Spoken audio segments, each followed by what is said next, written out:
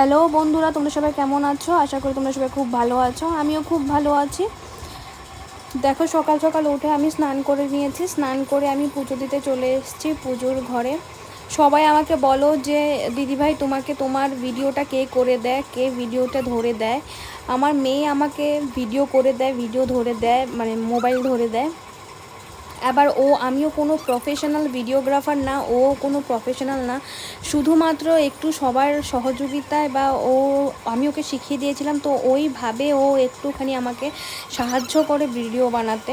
যাই হোক, আর একটা কথা কি বলো তো বন্ধুরা, নিজের বলতে শুধু মেয়েদের শ্বশুরবাড়িতে নিজের মেয়ে, নিজের সন্তানটাই থাকে যতক্ষণ না বড় হয়। বড় হলে যাই না কি হবে। আর বাবার বাড়িতে তো মা বাবা থাকে, তার উপরে শ্বশুরবাড়িতে তুমি যত যাই কিছুই করবে কখনো নাম পাবে না। যেমন আমি কখনোই নাম পাই না, উল্টো দুর্নাম ছাড়া। তো যাই হোক, শ্বশুরবাড়ির কথা বলে আর লাভ নেই, মেয়েদের জীবন এভাবেই কাটতে হবে। তো দেখো, সব কিছু সেরে, পুজো পার্টি সব কিছু সেরে আমি এখন খেতে চলে এলাম।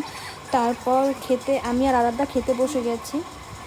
তারপর আমরা একটু দুপুরে ঘুমিয়ে নেব, দেন উঠে আবার কাজ শুরু।